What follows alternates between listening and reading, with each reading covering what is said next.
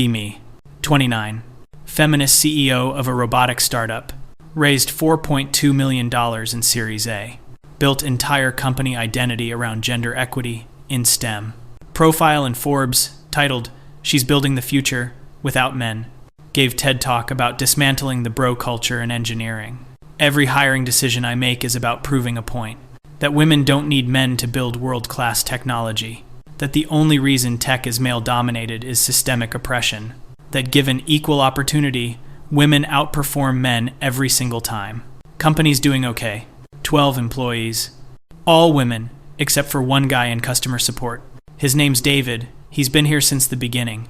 I keep him around because investors like seeing we don't discriminate. But internally, I tell the girls he's just here to answer phones. We have weekly all-hands where I talk about our mission. We're not just building robots, we're building a movement. Everyone claps. I post the quotes on LinkedIn. Get 2.3 thousand reactions every time. Our engineering team is 4 women. Maya, 26, fresh out of grad school, top of her class at MIT. Priya, 28, former Google intern, left because of toxic culture. Jordan, 24, self-taught coder, really into astrology and tarot. Rox, 31, been coding since high school, super confident.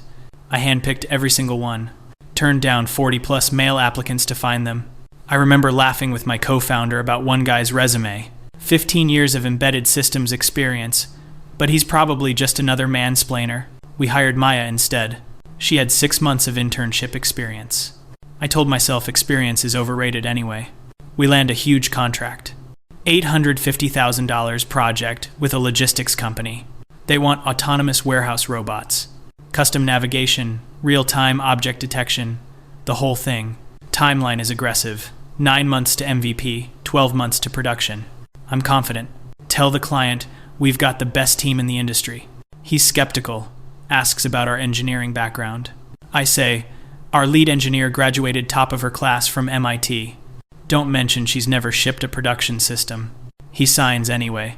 Week 1, kickoff meeting. I give a speech about how we're going to prove women can outperform any male engineering team. Everyone's hyped.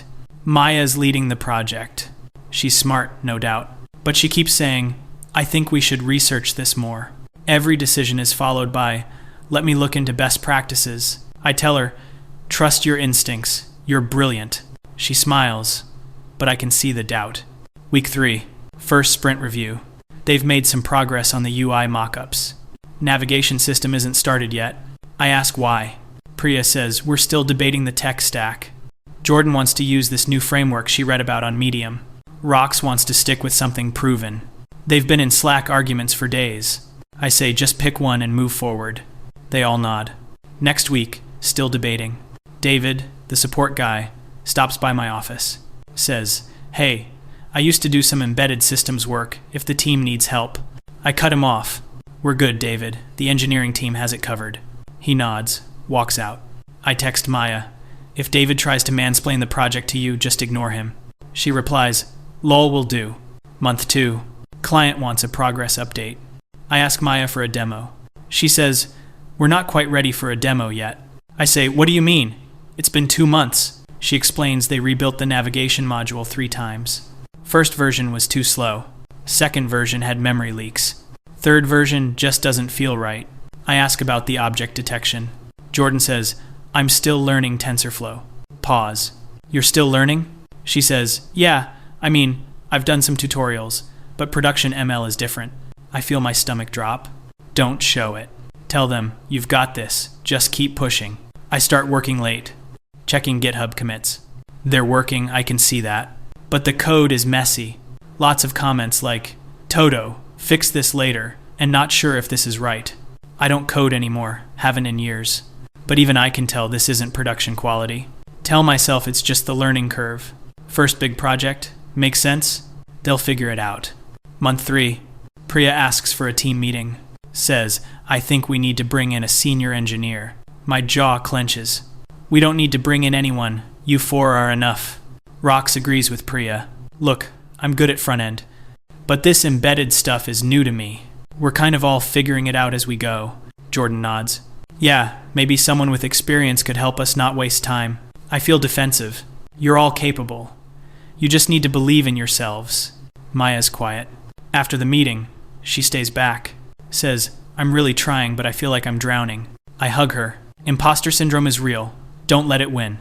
She nods, but her eyes look tired. That night, I can't sleep. Keep thinking about the client, about the deadline, about the $850,000 contract, about my TED Talk where I said women don't need men in tech, about the Forbes article, about the 2.3 thousand LinkedIn reactions. Tell myself it'll be fine. They're smart women.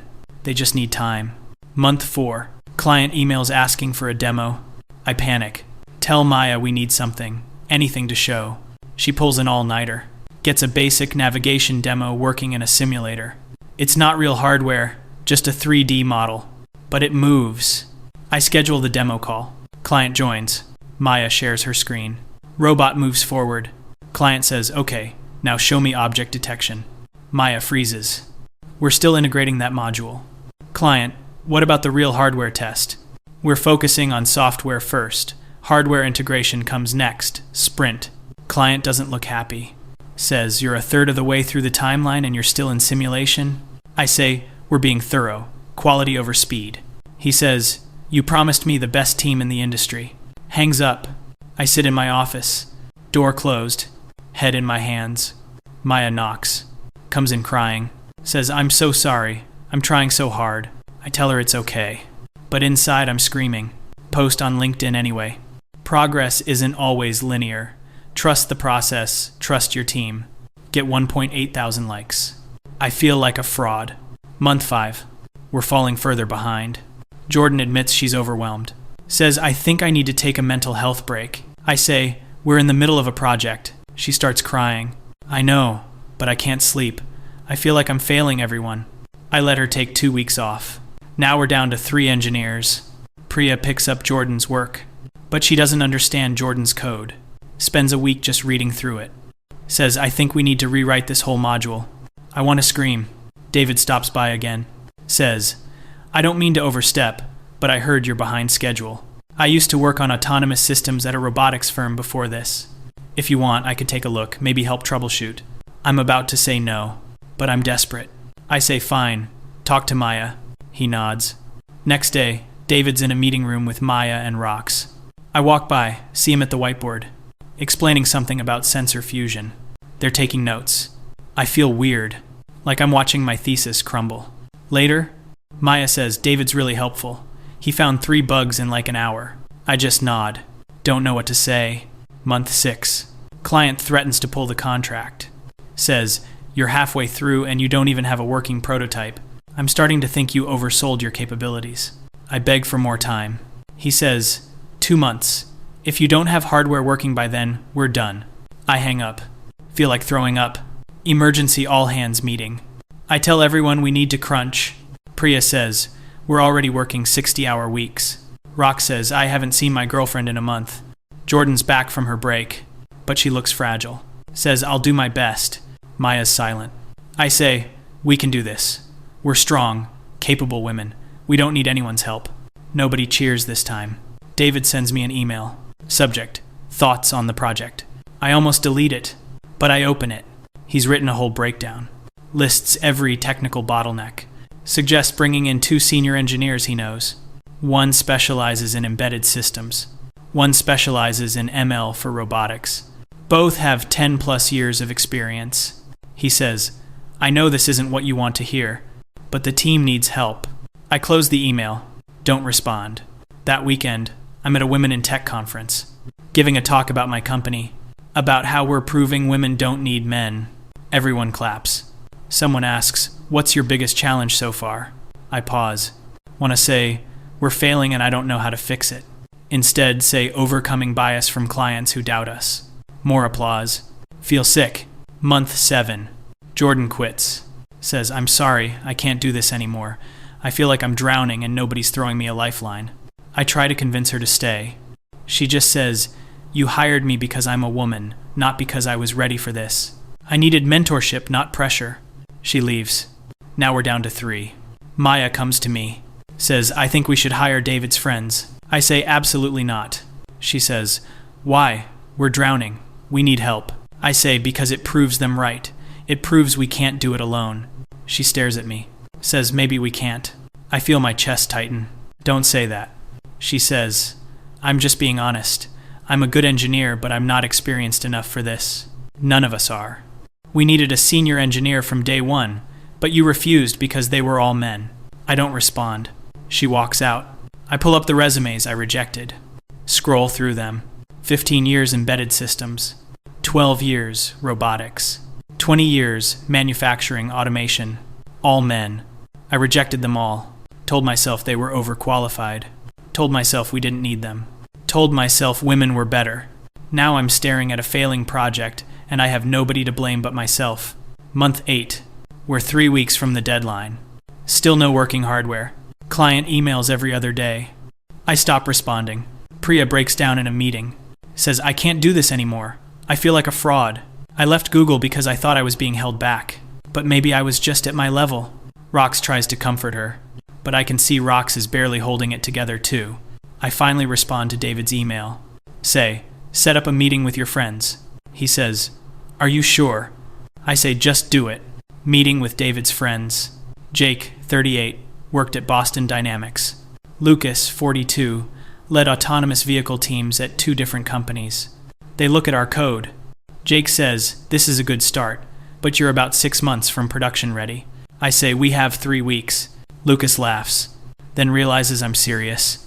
Says, that's not possible. Not with this code base. I ask what we need. Jake says, a full rewrite of the navigation stack, proper sensor integration, and actual hardware testing. You'd need a team of 5 senior engineers working full-time. I say, what if we hire you 2? Lucas says, we can help, but we can't perform miracles. Why didn't you bring in senior people from the start? I don't answer. David does. She wanted an all-female team.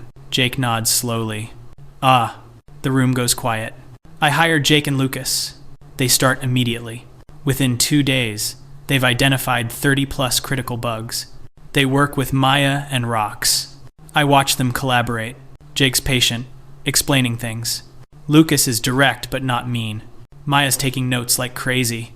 Rox actually smiles for the first time in weeks. I feel relieved, and also devastated.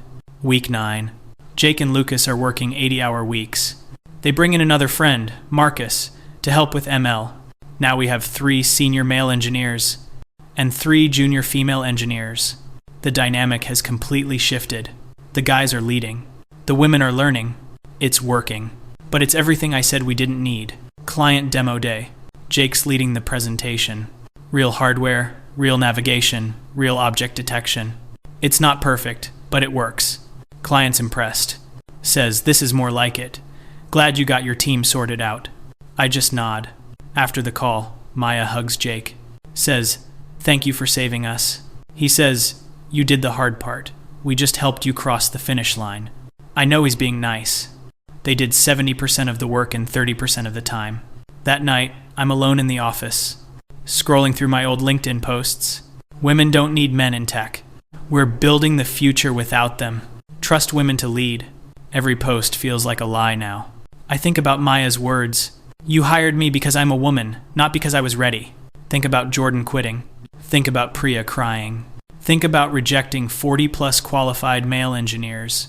Think about almost losing an $850,000 contract. Think about how I put my ideology above my team's success. I draft a LinkedIn post. Sometimes the best team isn't about gender. It's about experience, mentorship, and collaboration. Stare at it for 20 minutes. Delete it. My followers would crucify me. I'd lose speaking gigs. I'd become the feminist who admitted she was wrong. Can't do it. Instead, post. Grateful for my entire team's hard work on this project. Collaboration wins. Get 2.1 thousand likes.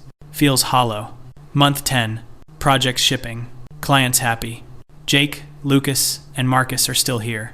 I offered them full-time positions. They accepted. Now my all-female engineering team is 50% male. I stop talking about it in interviews. When people ask, I say we hired the best people for the job. They nod. Nobody pushes back, because everyone knows what that means. Maya comes to my office. Says, I'm really grateful you brought in Jake and Lucas. I learned more in 2 months with them than I did in 2 years of grad school. I say, I should have done it sooner. She says, why didn't you? I pause. Want to say, because I was trying to prove a point. Instead say, I thought you were ready. She nods, but we both know I'm lying. I run into David in the kitchen. He's making coffee. I say, thank you for connecting me with Jake and Lucas. He says, no problem. I say, I should have listened to you earlier. He just shrugs. It's okay, I get it. I say, get what? He says, you were trying to prove something. I just wish it didn't almost cost everyone their jobs. Walks away. I stand there holding my empty mug. Next Women in Tech conference. I'm invited to speak again. Topic: building inclusive teams in STEM. I almost cancel, but I go. Stand on stage. Look at the audience. All women, all nodding along. I start my speech. Talk about hiring practices. About creating opportunities. About believing in women. But I don't mention the project. Don't mention hiring Jake, Lucas, Marcus. Don't mention Maya's breakdown. Don't mention Jordan quitting. Don't mention almost losing everything. Just talk about empowerment and breaking barriers. Standing ovation. Feel like a fraud. Back at the office. Watching Jake teach rocks about embedded systems. Watching Lucas mentor Maya on architecture. Watching Marcus help Priya with ML pipelines. They're good teachers. Patient, thorough, not condescending. Everything I said male engineers would never be. I was wrong about a lot of things. Late night, scrolling through Twitter. See thread. Why are there so few women in engineering? Hundreds of replies. Sexism. Toxic bro culture. Women aren't given opportunities. I start typing. Maybe we also need to make sure we're hiring based on experience, not just gender. Stare at it. Delete it. Not ready for that conversation. Board meeting. Investors are happy. Project shipped on time, barely. Clients talking about a second contract. One investor says, looks like you finally got your team figured out. I say, yeah, we did. He says, smart move bringing in those senior guys. I just nod. Want to defend my original vision, but can't. Because he's right. Maya stops by. Says, I'm thinking about leaving. My heart drops. Why? She says, I feel like I'm not growing fast enough. Like I'm always behind. I say, but you're learning so much from Jake and Lucas. She says, exactly. I'm learning, not leading. You hired me to be a lead engineer, but I was never ready for that. I think I need to go somewhere I can be a junior engineer and actually learn properly. I realize I set her up to fail. Gave her a title she wasn't ready for. Put pressure on her she couldn't handle. All because I wanted to prove women could lead. I say I'm sorry. She says it's okay. I learned a lot, just not the way you planned. That weekend, dinner with my co-founder, she knows everything. Says you did what you thought was right. I say I almost destroyed the company. She says, but you didn't. I say only because I compromised everything I believed in. She says maybe your beliefs needed compromising. I don't respond. Just push food around my plate. Monday morning, David's leaving, taking a job at another company. I ask why. He says, I've been doing support for 2 years. I'm an engineer. You never saw me as one because I didn't fit your narrative. I start to argue. He says, it's fine, I get it. Good luck with everything. Shakes my hand. Leaves. I watch him go.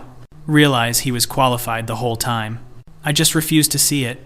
I pull up the Forbes article about me. She's building the future without men. Read through it. Every quote feels naive now. We don't need male engineers to succeed. Women are just as capable, if not more so. The only thing holding women back is men.